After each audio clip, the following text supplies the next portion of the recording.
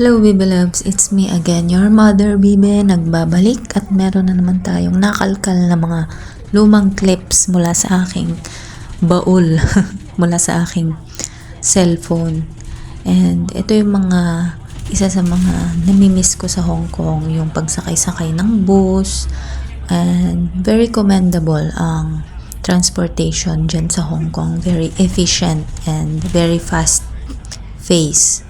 Rin sa mga hilig ko habang nakasakay ako either bus or train, mag-video ng mga paligid, yung mga view, ganyan, kasi I think habit ko ngang panoorin siya ulit. Iniisip ko pag umuwi na ako ng Pinas or umalis ako ng Hong Kong or kung nasan man ako na lugar, gusto ko siyang balik-balikan, panoorin through video.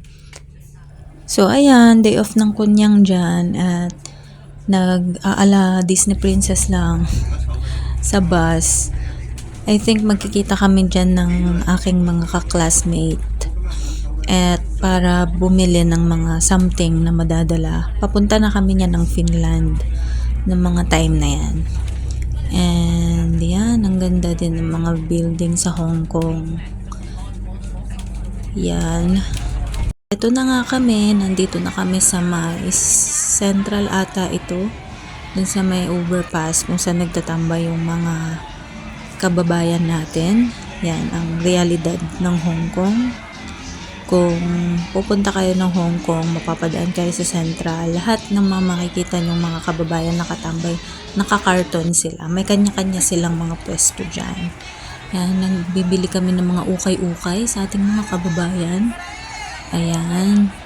At ang pangako kong clip kay ate, nandyan, si ate na nagtitinda ng ukay-ukay, ang ating kababayan. I think nakabili kami dyan ng pang-winter na jacket. Ayan. Mabait yan sila ate. Yan. I think sa may HSBC yan na building. And yan, nagtingin-tingin din kami ng mga maleta. Pero I think nakabili kami sa Mongkok. Hindi dyan. Sa Mongkok kami nakabili ng maleta. Pero yeah, meron din dyan mga kung ano-anong mga binibenta nila ng ating mga kababayan pang dagdag kita. Kasi minsan talaga kulang sa taas ng bilihin sa Pinas. Syempre papadala pa sila. Tapos syempre allowance pa nila kada day off nila. Yun, kaya sumasideline sila ng ganyan. Mga ukay-ukay. Kayo din ba mga Bibe Loves? Mahilig ba kayo mag-ukay-ukay? Marami ding mga good finds sa ukay-ukay, tapos branded at mura pa. Mga shoes.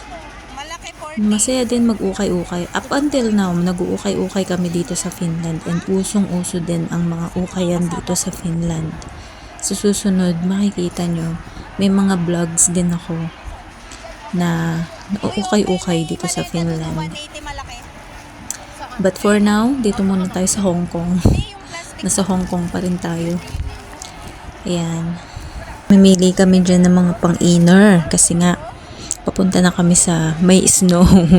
So, ang mga kunyang ay excited sa snow at that time. Kasi, syempre, feeling namin sobrang lamig. At ayan na nga, fast forward, after dinner, nanood kami ng fireworks dyan sa may Tamar Park. Sobrang daming tao. Lagi kapag may fireworks display, nakisaya kami dyan and we celebrated our achievement kasi nakapasa kami dyan sa exam and na-secure na nga ang pagpunta namin dito sa Finland at that time. Sobrang saya namin kasi sobrang hirap din ng pinagdaanan namin pag-aaral dun sa Hong Kong. Kakaibang mga ninja moves namin sa mga amo namin. Nakakatuwa. Pero yeah, nalagpasan namin yon and sobrang saya namin dyan. Kasi talagang sure na makakaalis kami dyan. And I think may ticket na kami niyan. Kaya sobrang saya talaga namin. At dito na nga nagtatapos ang ating vlog, Bibe Loves. Salamat sa panonood. Fill your heart with lots of love. Ingat! Bye!